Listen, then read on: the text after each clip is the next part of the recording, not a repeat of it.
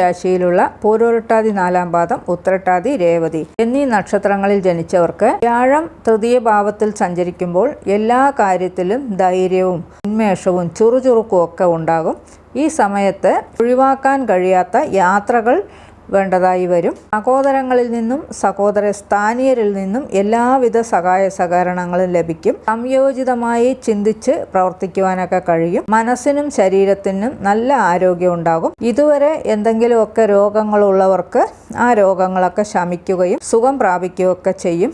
ഉദ്യോഗത്തിലൊക്കെ ഉള്ളവർക്ക് സ്ഥലം മാറ്റത്തിനുള്ള യോഗം കൂടി കാണുന്നുണ്ട്. ഈ രാശിയിലുള്ള വിവാഹപ്രായക്കാർക്ക് വിവാഹത്തിന് അനുകൂല സമൂഹവുമായി കൂടുതൽ അടുത്തിടപഴകുകയും മറ്റുള്ളവരെയും തന്നോടൊപ്പം ചേർത്ത് നിർത്താനൊക്കെ ശ്രമിക്കും. എല്ലാ കാര്യത്തിലും മറ്റുള്ളവർക്ക് അവർക്ക് അർഹിക്കുന്ന അംഗീകാരമൊക്കെ കൊടുക്കും. നഷ്ടപ്പെട്ട സ്വത്തുക്കൾ തിരികെ ലഭിക്കും. ദമ്പതികൾ തമ്മിൽ ഐക്യതയൊക്കെ വർദ്ധിക്കും.